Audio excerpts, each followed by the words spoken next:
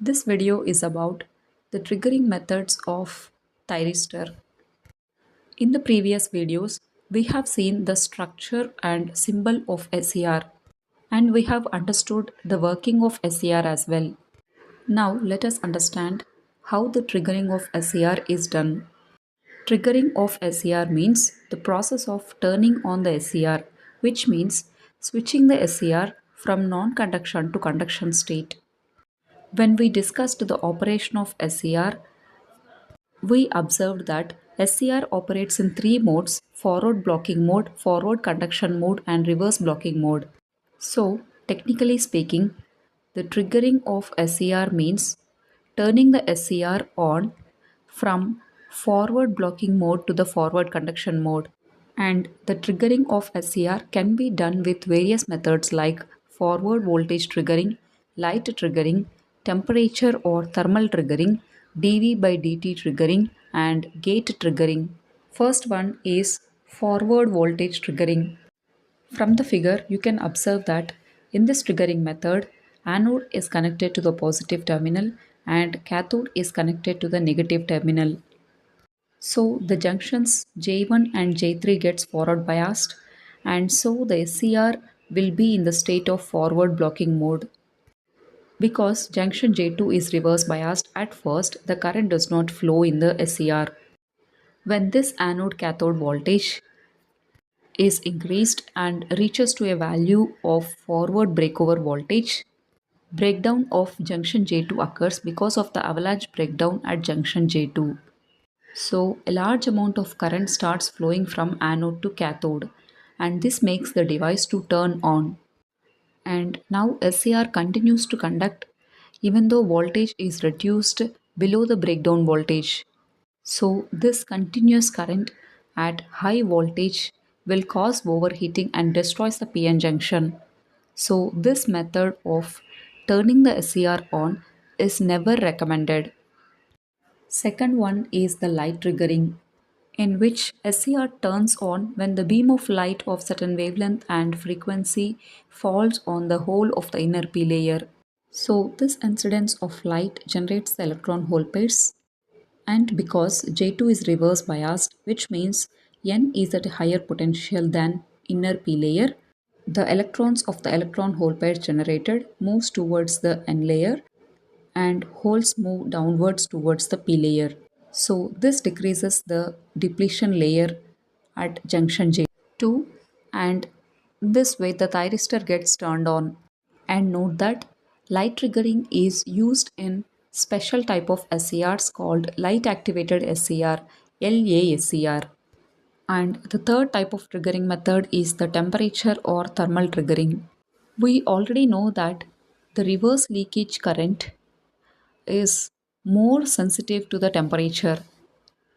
When temperature of thyristor increases, the electron hole pairs number increases, and which causes the increase in the reverse leakage current, and this causes the SCR to turn on.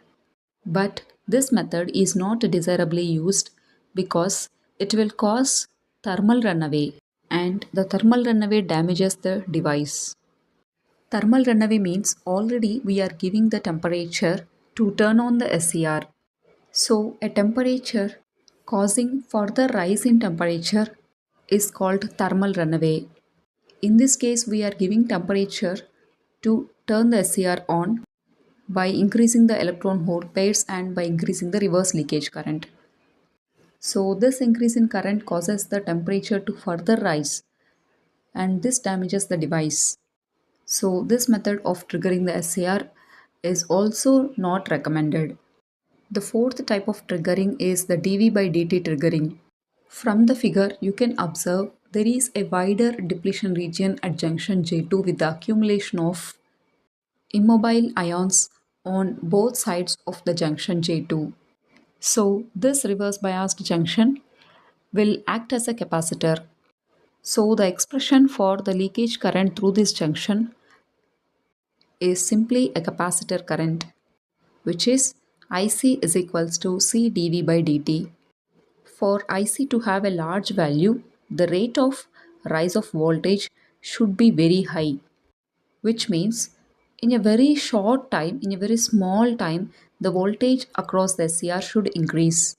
So when this happens, the SCR turns on because the current will be produced. This method seems to be efficient, but it is not used because whenever there occurs a spurious voltage spikes, it causes the triggering of the SCR. And also in this method, care should be taken that the charging current of the junction should not increase beyond the maximum allowable dV by dt rating. And note that this method of triggering the SCR is called as rate effect because otherwise the thyristor will get damaged. The switching on of SCR or conduction of the SCR depends on the rate dV by dt. And the last type of triggering is the gate triggering. It is the most widely used triggering method of SCR. You can observe a positive gate voltage is applied between the gate and the cathode terminals, and anode is made positive with respect to cathode, which means we are making the device to operate in the forward blocking mode. When positive gate voltage is applied, electrons are injected into the P layer, and the electrons become so high in the P layer that they are the majority carriers in the P layer and they become the minority carriers in the N layer. So this reduces the reverse bias junction at junction J2 and breakdown occurs at junction J2. So the SCR turns on, and note that the breakdown of the depletion layer at junction J2 should be at a voltage lower than the forward breakover voltage. Now, the gate voltage can be applied in three ways. First one is the DC triggering, where DC supply is used to turn the SCR on, and this gate signal is continuously applied until the SCR turns on. This develops the drawback for this method that the losses in the gate circuit will be more. The second way in which the SCR can be turned on with the gate triggering is the AC triggering. So here AC supply is used to turn the SCR on. But since AC supply will have both positive and negative half cycles, the SCR turns on only during the positive half cycle and it turns off during the negative half cycle because during the negative half cycle, gate is made negative with respect to the cathode. The disadvantage of AC triggering is that the SCR turns off automatically during the negative half cycle.